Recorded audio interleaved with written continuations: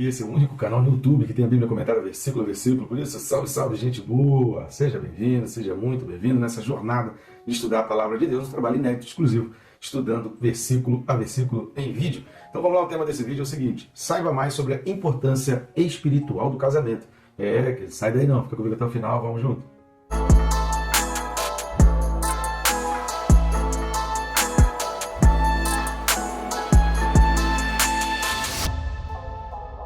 Só não deixe de se inscrever no canal, é rápido e fácil. Você vai cair no botão inscrever-me e pronto, você já vai estar inscrito, sem atrapalhar o seu vídeo, sem interromper aí o seu momento. Eu recomendo também clicar no sininho. Quando você clica no sininho, você é acionado a cada notificação. E aí isso ajuda não só para você ficar por dentro de tudo que acontece aqui no canal, como também de segunda a sábado às 6 da manhã. Essa notificação vai tocar e isso vai te lembrar que você precisa estudar a Palavra de Deus. Seja através do meu canal ou não, mas pelo menos você vai se lembrar disso, que é fundamental, né? Antes do café da terra, o café do céu, né? Buscar o Senhor com todo o coração, alma, força e entendimento. CAF é o café. Então, antes de você tomar o café da terra, que você tome aí o café do céu. Vamos lá, texto desse vídeo, Hebreus capítulo 13 e o versículo 4. Então vamos nós para a carta aos Hebreus, capítulo 13, versículo 4, que diz assim: digno de honra entre todos seja o matrimônio, bem como o leito sem mácula, porque Deus julgará os impuros e adúlteros. Lembrando aqui que esse capítulo 13, né, que é o último capítulo aí dessa epístola aos Hebreus, e ela segue na mesma linha. A gente vem falando aqui, durante toda a carta aos Hebreus, há uma linha, há um caminho trilhado pelo autor aqui, que é o caminho da perseverança até o fim, que é o caminho de permanecer fiel, que é o caminho de não desistir da jornada, que é o caminho de não achar que a graça de Deus é uma graça barata, como diz o pastor Josué Valando Júnior, que pensar que a graça é barata demais, que o que Jesus fez na cruz não teve um custo. Quando a gente fala que é de graça, a gente tem inclusive um vídeo aí no canal falando sobre isso, né? O fato de ser de graça não significa que foi sem custo, significa que você não pagou, mas alguém pagou por você e esse preço foi muito alto. E a gente precisa valorizar isso. Ter a gratidão por Deus é valorizar isso. E essa perseverança até o fim indica que você não valoriza isso num momento, movido por uma emoção. Não, não é isso. Você vai fazer isso durante toda a sua vida. Por isso a carta aos Hebreus vai falar sempre dessa questão da perseverança até o fim. Assista aí os vídeos referentes ao capítulo 12, capítulo 3, capítulo 4, capítulo 6, capítulo 7, capítulo 8, que você vai ver que a gente fala isso em vários vídeos. Inclusive a gente cita aí os textos, eu não vou entrar nesse detalhe, porque a gente falou recentemente sobre isso nos últimos vídeos, então assista aí para você entender isso, mas é muito importante que você tenha essa compreensão dessa linha. E seguindo essa linha, ele entra então nesse capítulo 13, falando sobre questões sociais, questões que envolvem, como nós falamos, né, o amor fraternal, a hospitalidade para aquelas pessoas que estavam perdendo casa, que estavam perdendo tudo, a visita na prisão, lembrar, né, se lembrar não só de ir, mas também de orar por aquelas pessoas que estão sendo injustiçadas, por aquelas pessoas que, baseado numa ordem, que se tornou legal. A gente precisa às vezes entender isso. Virou uma lei, mas o fato de ser lei dos homens não significa que aquela lei é plenamente correta ou que aquilo deve ser executado à risca. A gente precisa ter um limite, a gente precisa saber um corte ali. Então houve uma lei ali, há uma lei humana, e que essa lei humana estava decretando a prisão de cristãos de uma forma totalmente injusta. Então a lei estava sendo injusta e a Bíblia fala sobre isso, a questão de pessoas utilizarem da lei contra a própria lei.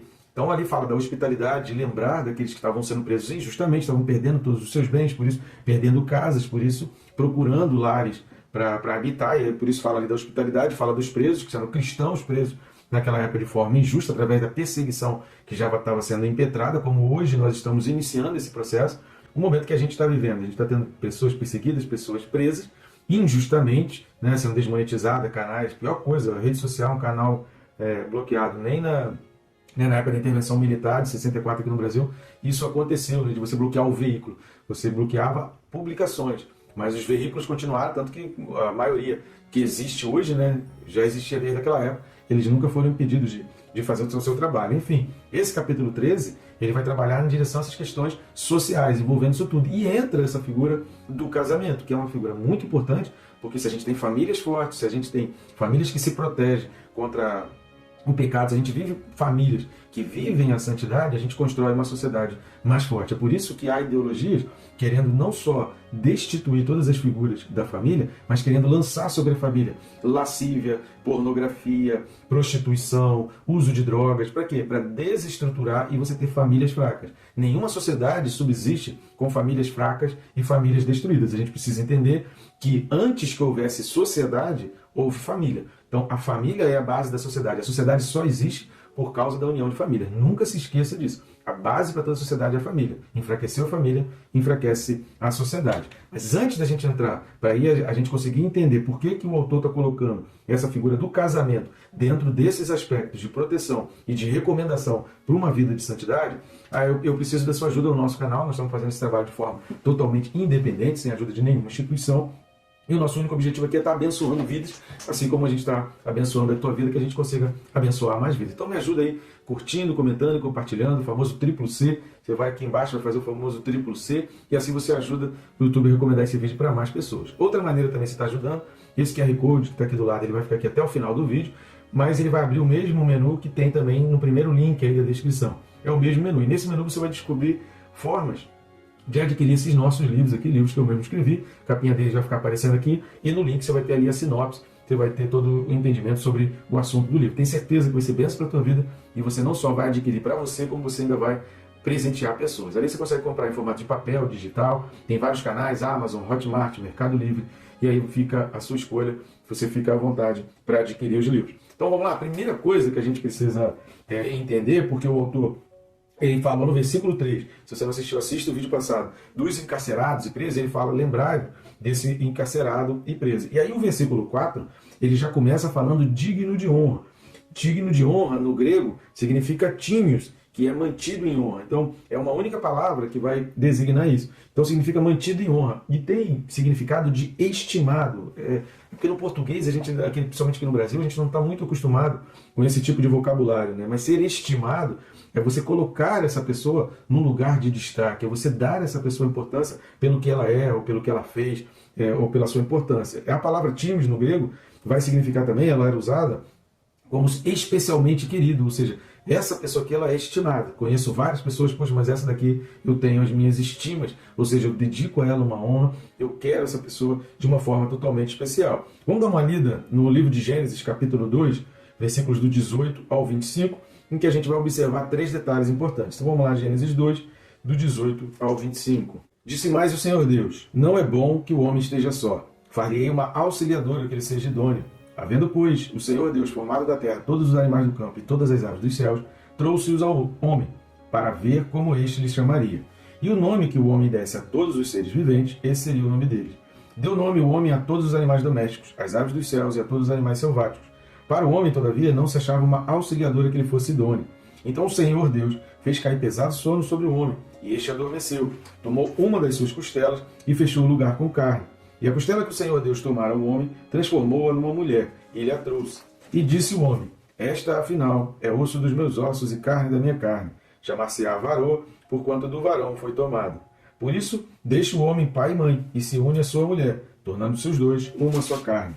Ora, um e outro, o homem e sua mulher, estavam nus, e não se envergonhavam. Então aqui é a origem da família, as razões para a existência da família, da criação da família, e o que Deus colocou ali como primordial nessa construção da família. E aí é o que a gente vai observar 3 detalhes importantes aqui. O primeiro detalhe é que é o seguinte, perceba que Deus observa. Final do versículo 20, né, vai falando, para o homem, todavia, não se achava uma auxiliadora que lhe fosse idônea. Ou seja, Deus observou, Deus estava ali olhando, Deus estava verificando as atitudes e a posição ali do homem. Deus está sempre atento às nossas necessidades. Por isso, o que Esaú fez gera impureza. Eu recomendo você assistir o vídeo correspondente a Hebreus 12, 16 e 17. Hebreus 12, 16 e 17, leia o texto. Se você não assistiu, eu recomendo você ir lá assistir. É por isso que o que Esaú fez gerou impureza, porque quando a gente nega a fé, quando a gente negocia a fé, a gente está disposto a qualquer coisa, inclusive sacrificar a própria família através das concupiscências da carne. A família foi criada exatamente para a satisfação, tanto do homem quanto da mulher, para a satisfação, para não haver necessidade da pornografia, da lascívia, da prostituição, né, de viver uma vida de pecados ou na impureza. Você tem no casamento essa figura ali que te blinda, que te protege e que satisfaz as tuas necessidades. Por quê? Porque Deus observa, Deus sempre está atento e Ele sempre está olhando para as tuas necessidades. Então a gente busca e a gente encontra, quando você tem um casamento aos pés do Senhor, que você tem um casamento onde os dois primeiro têm um relacionamento com Deus, antes de mais nada, antes da gente ter um relacionamento com o cônjuge, a gente precisa de um relacionamento com Deus, porque a nossa fidelidade primeiro é Deus. Se você casa com alguém que é fiel a Deus, você pode ficar despreocupado com relação à fidelidade. A segunda coisa que a gente vai observar em Gênesis 2 é que nós não somos feitos para vivermos só. Deus observou e viu que não era bom que o homem vivesse só. Por isso, a lascívia, a fornicação, pecados sexuais, imoralidades, porque é a necessidade do homem, por mais que o homem, o ser humano, queira viver isolado, eu já pude observar isso, já participei de tratamentos de pessoas que dentro desse isolamento a pessoa era viciada e dependente de pornografia, a internet, o computador, tudo estava cheio de sites, a pessoa assistia milhares e milhares de filmes por dia, de filmes pornográficos, a pessoa estava envolvida na pornografia, na lascívia.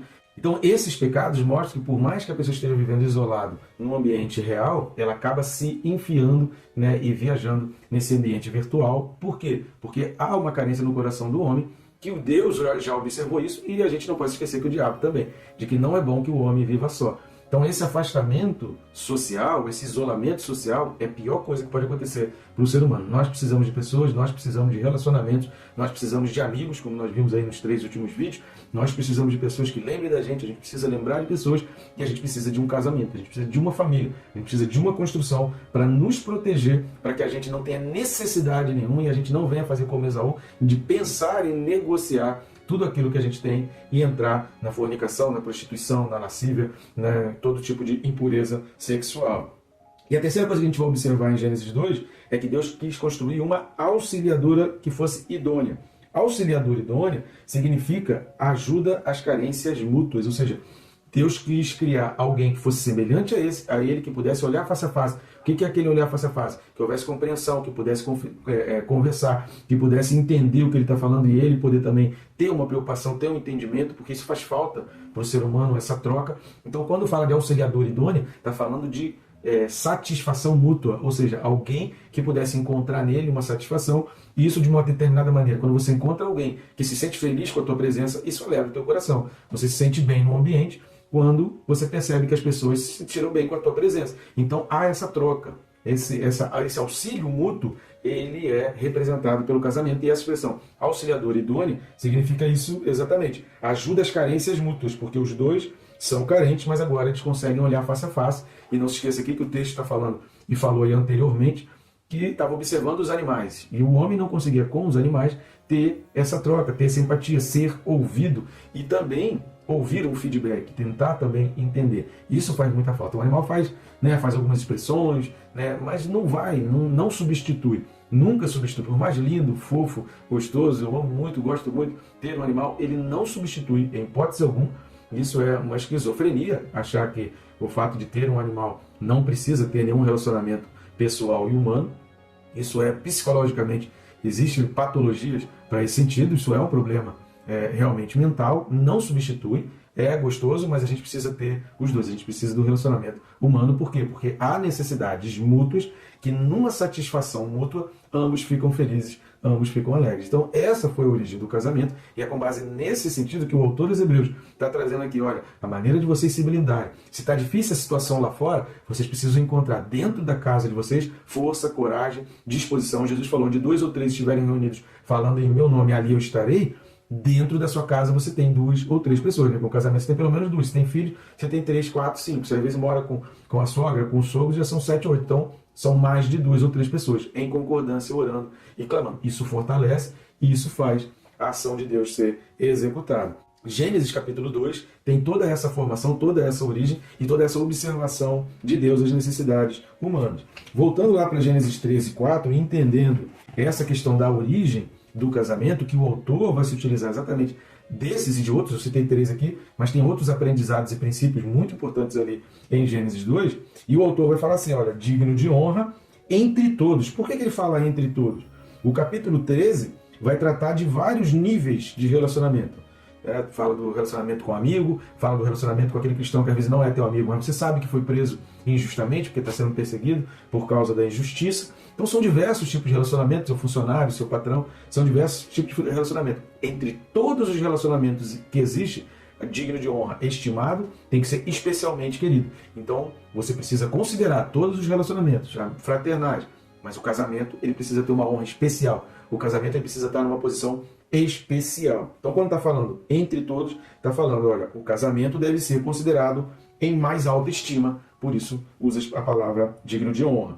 Terceira coisa que a gente vai observar, ele continua dizendo, digno de honra entre todos seja o matrimônio, bem como o leito sem mácula. A expressão aqui é coiteamiantos. Essa palavra coiteamiantos, né, que é o leito, é a cama, é o lugar das relações ali sexuais, é o lugar onde o casamento ele é consumado. E essa expressão de leito ali, né, é da cama, é do seu quarto, é do santo dos santos ali, né, do sagrado, onde o casamento é então consumado.